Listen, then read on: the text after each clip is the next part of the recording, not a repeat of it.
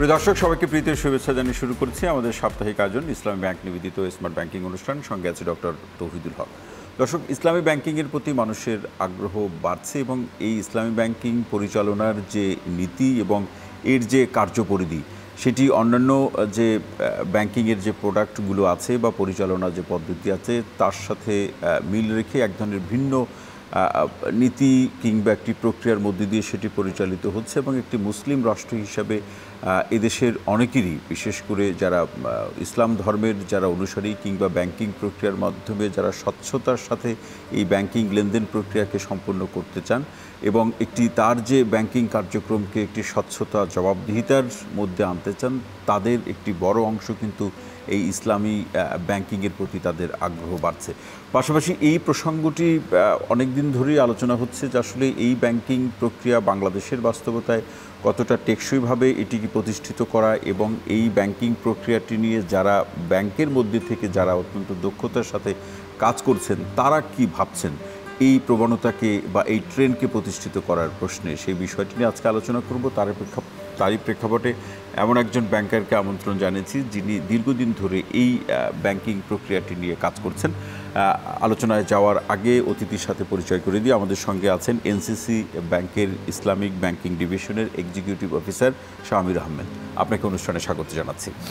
শুরুতেই আমরা যেহেতু বলেছি যে বাংলাদেশে ইসলামী ব্যাংকিংয়ের যে সুযোগ এবং যে বাস্তবতা আছে সেটা নিয়ে আমরা আজকে আলোচনা করব আপনার সাথে, এবং দীর্ঘদিন ধরে আপনি এই বিষয়ে কাজ করছেন। আমরা একটু শুনতে চাই যে ইসলামী ব্যাংকিংয়ের প্রতি মানুষের আগ্রহটা এখন কেমন, কোন অবস্থায় আছে? ইসলামী ব্যাংকিংটা আগ্রহ তো বাংলাদেশে দিনে দিনে বাড়ছে। তার আগে আমি একটু ইসলামী ব্যাংকিং সম্পর্কে বলি। ইসলামী ব্যাংকিংটা হচ্ছে টোটালি শরিয়া বেস ব্যাংকিং। অনেকে আমাদের প্রচলিত ধারণা আছে যে ইসলামী ব্যাংকিং মানে সুদমুক্ত ব্যাংকিং। অবশ্যই সুদমুক্ত banking, not only সুদমুক্ত। Islami banking কোনো হালাল, সাপোজ আমরা বলতে পারি যে আমি সুদ খাবো না, কিন্তু আমি হারাম কোনো বিজনেসে ইনভেস্ট করলাম, বা হারাম কোনো বিজনেস থেকে আমি ডিপোজিট কালেক্ট করলাম, বা নিষিদ্ধ কোনো পণ্যে আমি লেনদেন করলাম, সেটাও আমার শরিয়া সম্মত ব্যাংকিং না। তার মানে ইসলামী ব্যাংকিং বলতে আমরা টোটালি শরিয়া বেস ব্যাংকিংকে বুঝাই। সেটা যে নট অনলি সুদমুক্ত, সেটা বিভিন্ন, যেটা আমাদের সোশ্যাল কার্যক্রমের জন্য নিষিদ্ধ বা কোনো হারাম নিষিদ্ধ পণ্যের সাথে লেনদেন ইসলামী ব্যাংকিং কখনোই করবে না। টোটালি শরিয়া বেস ব্যাংকিং। বাংলাদেশে দিনে দিনে ইসলামী ব্যাংকিংয়ের চাহিদা তুমুল পরিমাণে বাড়ছে। নট অনলি বাংলাদেশ, টোটালি বিশ্বে গ্লোবালি ইসলামী ব্যাংকিংয়ের চাহিদা দিনে দিনে বাড়ছে, যার ফলশ্রুতিতে আমরা দেখতে পাচ্ছি যে বাংলাদেশ ব্যাংকে যে কনভেনশনাল ব্যাংক, তাদের মধ্যে প্রায় 17টি ব্যাংক যারা 586টি উইন্ডো এবং আরও 12টি ব্যাংক যারা আরও 46টি ব্রাঞ্চের মাধ্যমে এবং ফুল ফেজ আরও 10টা ইসলামী ব্যাংকিংয়ের মাধ্যমে, ব্রাঞ্চের ফুল ফেজ ইসলামী ব্যাংকিংয়ের মাধ্যমে গ্রাহককে ইসলামী ব্যাংকিংয়ের সেবা দিয়ে যাচ্ছে।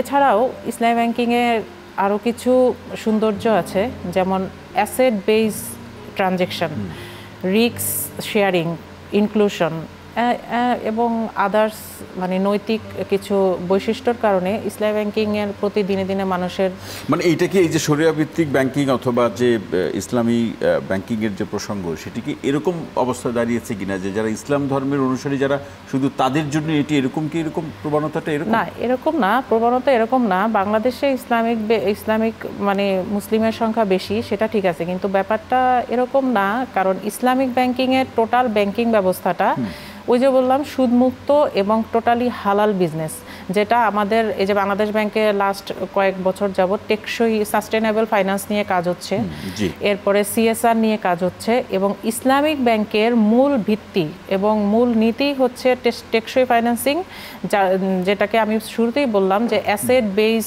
লেনদেন, যেটা বাংলাদেশ ব্যাংক বলছে যে সাস্টেনেবল ফাইন্যান্স, এবং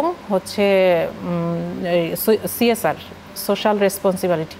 যেমন আমরা দেখব যে ইসলামী ব্যাংক বাংলাদেশ লিমিটেড, তারা ইসলামী ব্যাংক হসপিটাল করছে তাদের অর্থায়নে। এছাড়াও আরও কিছু কিছু ইসলামী ব্যাংক আছে যারা বিভিন্ন বৃত্তি প্রদান করে থাকে গরিব ছাত্রছাত্রীদের, যারা সমাজের পিছিয়ে পড়া তাদেরকে বিভিন্ন ব্যাংকিংয়ের বিভিন্ন ডিপোজিট বা বিভিন্ন প্রোডাক্টে তারা যারা ব্যাংকের বাইরে আছে তাদের আকৃষ্ট করার জন্য ইসলামী ব্যাংক বিভিন্ন ক্ষুদ্র ক্ষুদ্র প্রোডাক্ট চালু করেছে। তার মানে কি এখানে আসলে এই ক্লায়েন্টের সাথে ব্যাংকিং এর যে আদান প্রদান বা ডিলিংস এর প্যাটার্নটা হলো কি প্রফিট শেয়ারিং এর জায়গাতে, সেটা কিভাবে আপনারা নির্ধারণ করে থাকেন? প্রফিট শেয়ারিং অবশ্যই, আবার লস শেয়ারিংও। যে কোনো বিজনেস প্রফিট তো হবে এবং কোনো গ্যারান্টি নেই, লসও হতে পারে। ইসলামী ব্যাংকিং এর মূল নীতি হচ্ছে লসটাও শেয়ারিং হবে মানে গ্রাহকের সাথে। কারণ সাপোজ কোনো গ্রাহক মানে কোনো ক্লায়েন্ট আমাদের কাছে আমরা ইনভেস্ট করলাম, সেখানে তার লস হতেই পারে। তো টোটালটাই যদি ক্লায়েন্টের উপরে আমরা দিয়ে দিই, সেটা তো তার জন্য একটা জুলুম স্বরূপ, যেটা ইসলাম ধর্মে সম্পূর্ণই নিষিদ্ধ, যে জুলুম করা যাবে না। তো সুদ যেটাকে বলি আমরা, সেটা হচ্ছে জুলুমের মতোই হয়। কারণ সাপোজ সে তার বিজনেসে কোনো কারণে ফেল করলো, সে কারণে আমিও যদি মানে ব্যাংকও যদি তার উপরে সুদের পরিমাণ বা রেট অফ ইন্টারেস্ট যেটা, সেটাও যদি দিনে দিনে বাড়ায় দেয়, তো তার ক্ষেত্রে কি হলো, ডাবল প্রবলেমের মধ্যে পড়লো। তো ইসলামী ব্যাংকে যেটা হয় সেটা হচ্ছে লসটাও শেয়ারিং করা হয়। এটা পূর্ব নির্ধারিত ফরম্যাটেও হতে পারে, কিংবা হচ্ছে এটা কি একেবারে চুক্তি যখন হয় তখনই কি সেই পার্সেন্টেজটা নির্ধারণ করে নেন? জি এক্স্যাক্টলি। মানে এই যে কিভাবে সেটা নির্ধারণ করেন যে আসলে প্রফিট অথবা লস শেয়ারিং যে প্রসঙ্গটা বললেন, সেটা কিভাবে আপনারা নির্ধারণ করেন, এই প্রশ্নটি আপনার কাছে রেখে যাচ্ছে, বিরতি থেকে ফিরে এসে শুনবো। দর্শক, আপনারা দেখছেন ইসলামী ব্যাংক নিবেদিত স্মার্ট ব্যাংকিং অনুষ্ঠান। নিচ্ছি ছোট্ট বিরতি, সঙ্গেই থাকুন।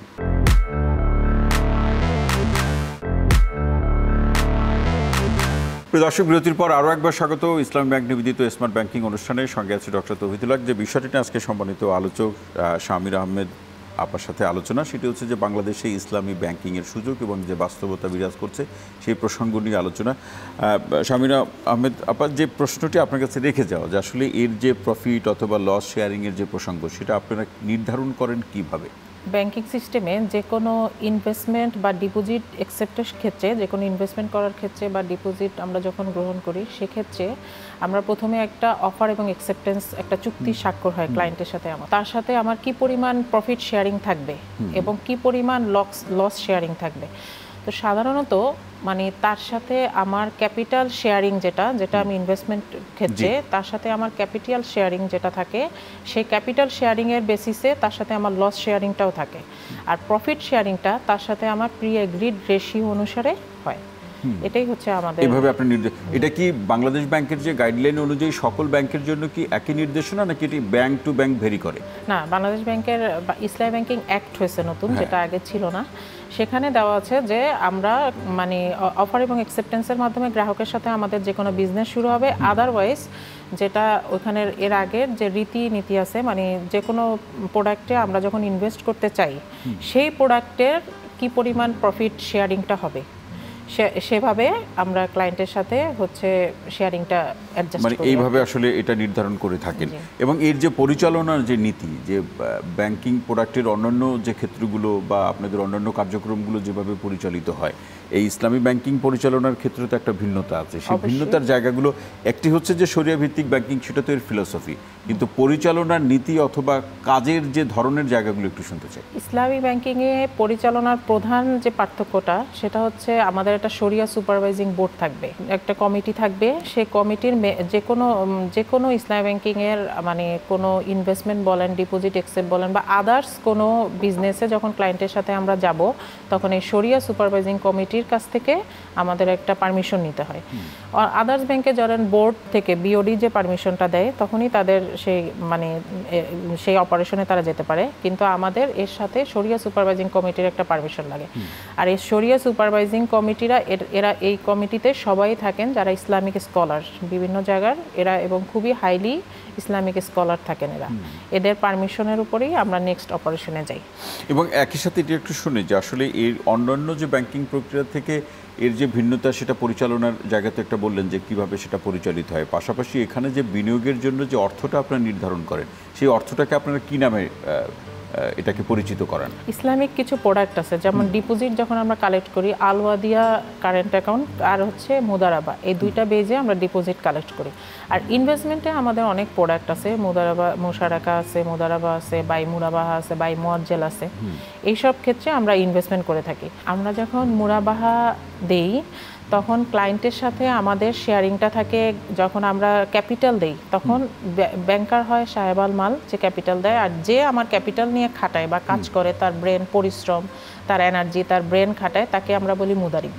তো এইভাবে আমরা আমাদের প্রোডাক্টগুলা। এখানে মনিটরিং এবং ইভ্যালুয়েশনটা কিভাবে আপনারা প্রয়োগ করেন? অর্থাৎ সে ঠিকমতো কাজ করছে কিনা, যে পরিমাণে তার যে পরিবর্তন হওয়ার কথা সেই পরিবর্তন অ্যাসেস করা, এটা নির্ধারণ করেন কিভাবে, পরিমাপ করেন কিভাবে? এটা আমরা টাইম টু টাইম ক্লায়েন্টকে মনিটর করি, বা আমরা তো এখানে একটা সৌন্দর্য আছে ইসলামী ব্যাংকিংয়ের, সেটা হচ্ছে আমরা প্রতিটা ডিল ওয়াইজ বিজনেস করি। যেমন একটা ক্লায়েন্টকে আমি 100 কোটি টাকা লিমিট দিলাম, তার মানে আমি 100 কোটি টাকাই তার হাতে সরাসরি তুলে দেই না, কারণ ক্লায়েন্টের হাতে ফান্ড গেলে সে ফান্ড ডাইভার্ট হওয়ার একটা চান্স থাকে।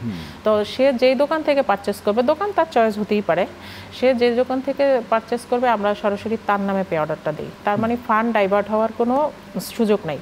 আদার্স তার হাতে আমি কিছু ওয়ার্কিং ক্যাপিটাল দিলাম, তো দেন সে বিজনেস করে। এবং টাইম টু টাইম আমরা তাকে মনিটরের উপর রাখি। প্রতিটা ডিল আমরা যে র মেটেরিয়াল পারচেস করলাম, আমাদের একটা অ্যাসেস আছে যে র মেটেরিয়াল পারচেসে সে 180 দিনের মধ্যে এটা একটা ফিডব্যাক উঠে আসবে। তো ওই 180 দিনের মধ্যে আমরা তাকে নক করা শুরু করি যে আপনি যে র মেটেরিয়াল, এরকম একটা ম্যাপিং আপনারা করে নেন। জি, একটা ম্যাপিং আপনাদের আছে, এবং সেই ম্যাপিংটা কি ক্লায়েন্টের সাথে আলোচনা করে ঠিক করেন, নাকি আপনাদের যে ম্যাপিং করা আছে টাইপ অফ বিজনেস অথবা ইনভেস্টমেন্ট সেটা আপনারাই ক্লায়েন্টকে চাপিয়ে দেন? অথবা চাপিয়ে মানে এই অর্থে বলছি যে এটাই আপনাকে অনুসরণ করতে হবে, বিষয়টি কি এরকম? না, চাপিয়ে দেওয়া আসলে ব্যাপারটা না, এরকম না। একটা নীতিমালা আছে, যেমন 100 কোটি টাকা যাকে আমি লিমিট দিলাম, তারে আমি 1 কোটি টাকা দিলাম একটা র মেটেরিয়াল পারচেসের জন্য, বাকি তার কত থাকলো হচ্ছে 99 কোটি টাকা। তো এই ডিলটা আমার 1 বছরের জন্য হয়।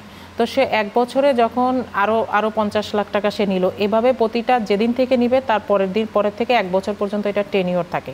তো এর মধ্যে যখন সে এই 1 কোটি টাকা বা 50 লাখ টাকা সে যখন অ্যাডজাস্ট হলো, তখন ওই পরিমাণ রিভলভিং লিমিট, ওই পরিমাণে তার আবার লিমিটটা ফাঁকা হয়ে যাবে। নেক্সট সে আবার এই ডিলটা নিতে পারবে। তো একসাথে যদি আমি তার হাতে 100 কোটি টাকা তুলে দেই 1 বছরের জন্য, তো সেটা ক্লায়েন্টের জন্য একটা বার্ডেন হয়ে যায়, কারণ অ্যাট এ টাইম তো সে সব কিছু কিনতে পারবে না, বা অ্যাট এ টাইম সে সব কাজ শুরু করতে পারবে না। আমরা গ্রাজুয়ালি তার হাতে টাকাটা দেই, এবং যেদিন থেকে ডিল দেই ওই দিন থেকে হচ্ছে কাউন্ট করি 1 বছর বা 180 দিন, এভাবে সেটা নির্ধারণ করা হয়ে থাকে। বাংলাদেশ ব্যাংকের গাইডলাইন কি আছে এখানে? এক্ষেত্রে বাংলাদেশ ব্যাংকের গাইডলাইনই অনুসরণ করা হয়। বিভিন্ন প্রোডাক্টের টেনিওর আছে, 180 দিন, 90 দিন বা 30 দিন কিংবা 120 দিন। সেই টেনিওর অনুসারে মানে সেই গাইডলাইন অনুসারেই আমরা তাদের ফাইন্যান্স করি, সেটাই অনুসরণ করে থাকেন। পাশাপাশি একটা অ্যাক্টের কথা আপনি বলছিলেন যে ইসলামী ব্যাংকিং নিয়ে একটা অ্যাক্ট, সেটি ইতিমধ্যে সেটি তো গৃহীত হয়েছে, সেটি প্রকাশিত হয়েছে। এই অ্যাক্ট আসলে কোন ধরনের সুযোগ সুবিধার কথা বলছে, পাশাপাশি সতর্কতার বিষয়গুলো কি বলছে আইনে, এই প্রশ্নটি বা প্রসঙ্গটি আপনার কাছে প্রশ্ন আকারে রেখে গেলাম। বিরতি থেকে ফিরে এসে আমরা শুনবো। প্রিয় দর্শক, আপনারা দেখছেন ইসলামী ব্যাংক নিবেদিত স্মার্ট ব্যাংকিং অনুষ্ঠান। নিচ্ছি আরও একটি বিরতি, সঙ্গেই থাকুন।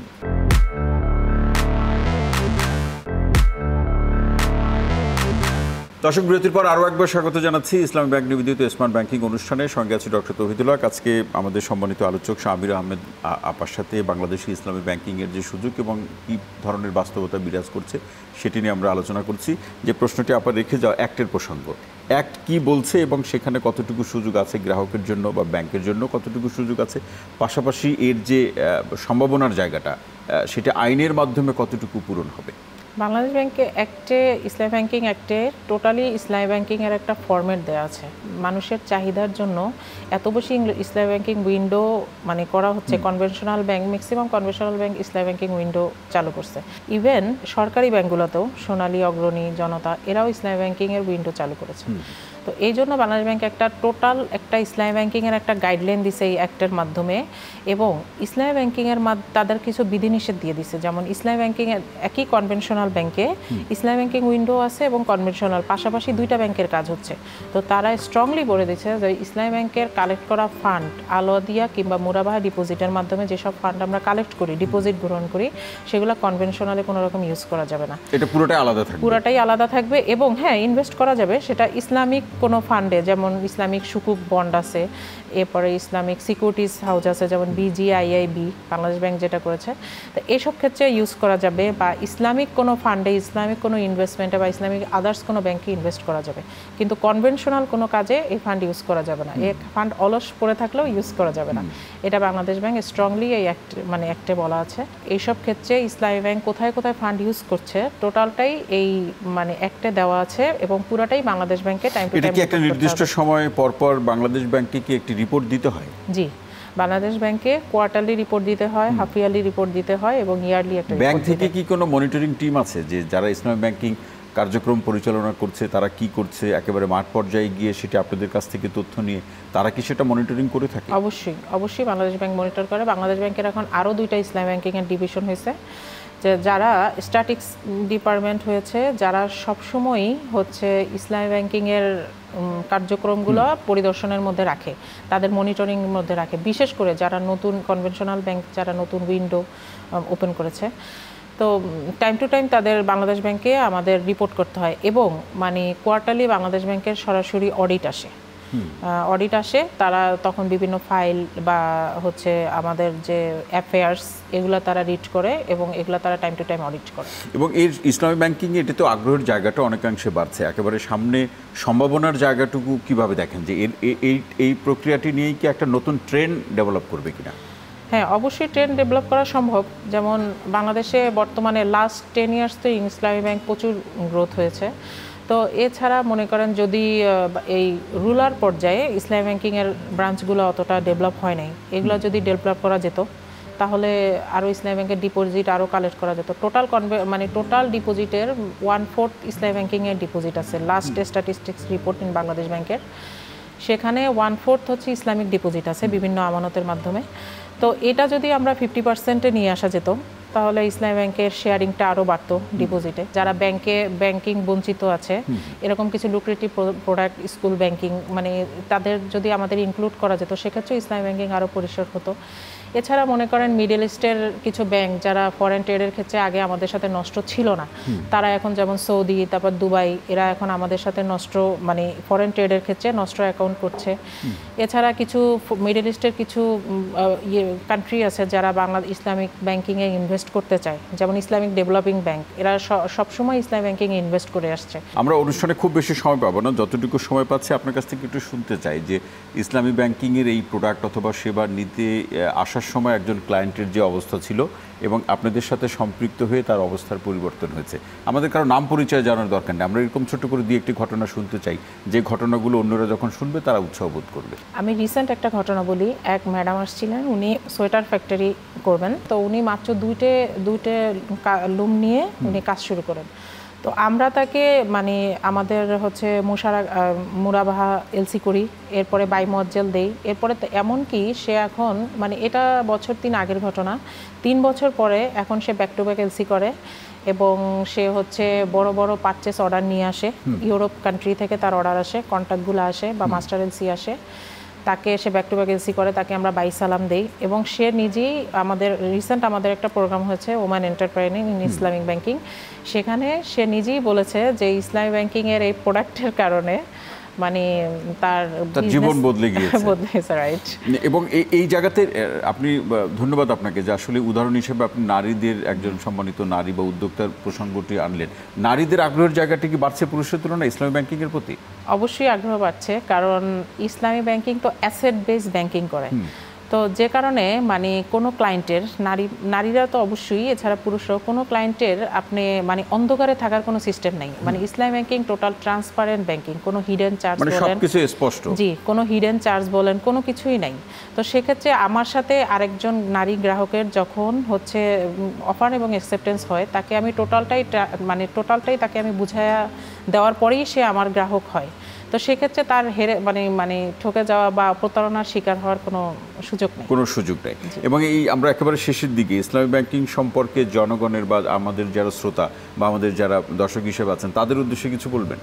ইসলামী ব্যাংকিং সম্পর্কে আসলে বর্তমানে বাংলাদেশের জনগণ অনেক বেশি জানেন, কারণ ইসলামী ব্যাংকিংয়ের যে প্রোডাক্টগুলো আছে সেগুলা এত বেশি রিস্ক শেয়ারিং, সেগুলা ক্লায়েন্ট নিজেই চায় সেগুলো অ্যাকসেপ্ট করতে। ইভেন আমি এনসিসি ব্যাংকে আছি, আমি কনভেনশনালের সাথে ইসলামিক উইন্ডোতে আছি, ইসলামিক ডিভিশনে আছি। আমাদের কনভেনশনাল অন্যান্য ব্রাঞ্চ থেকে আমাদের যে রিপোর্ট নেওয়া, তারাই বলেন, সেই ব্রাঞ্চের ডেপুটি ম্যানেজার স্যার বা ম্যানেজার স্যার, তারাই বলেন যে আমরা যদি কোনো গ্রাহক আসে তাকে যদি আমরা অফার করি যে আপনার ক্ষেত্রে এই ডিপোজিট আছে ইসলামিকের আর এইগুলো আছে কনভেনশনালের, আপনি কোনটা অ্যাকসেপ্ট করবেন, সেই ক্লায়েন্ট 99% তারা ইসলামী ব্যাংকিংয়ের ডিপোজিট অ্যাকসেপ্ট করে। আর খুব স্বাভাবিক, আমরা দেখতেই পাচ্ছি লাস্ট 10 ইয়ার্স ইসলামী ব্যাংকিং খুব দ্রুত প্রসারিত হচ্ছে। এটা একমাত্রই হচ্ছে জনগণের চাহিদা এবং ইসলামী ব্যাংকে এবং এই ব্যাংকিংয়ের প্রতি একটা আস্থা। জি, অবশ্যই ব্যাংকিং বলতে এর পারেন, প্রতি একটি অবশ্যই আস্থা। বলতে পারেন। এবং আমরা চাই যে আস্থা এবং বিশ্বাসের মধ্যে দিয়ে ইসলামী ব্যাংকিং এর প্রবণতা আরো বেশি অগ্রসর হোক, সেটা আমরা প্রত্যাশা করি। শামির আহমেদ, আপনাকে অসংখ্য ধন্যবাদ আজকের আলোচনা আমাদের সময় দেওয়ার জন্য। আপনাকেও ধন্যবাদ। প্রিয় দর্শক, আজকের মতো ইসলামী ব্যাংক নিবেদিত স্মার্ট ব্যাংকিং অনুষ্ঠানটি এখানে শেষ করছি। সবাই ভালো থাকুন, সুস্থ থাকুন, নিরাপদে থাকুন। সঙ্গে থাকার জন্য অসংখ্য ধন্যবাদ।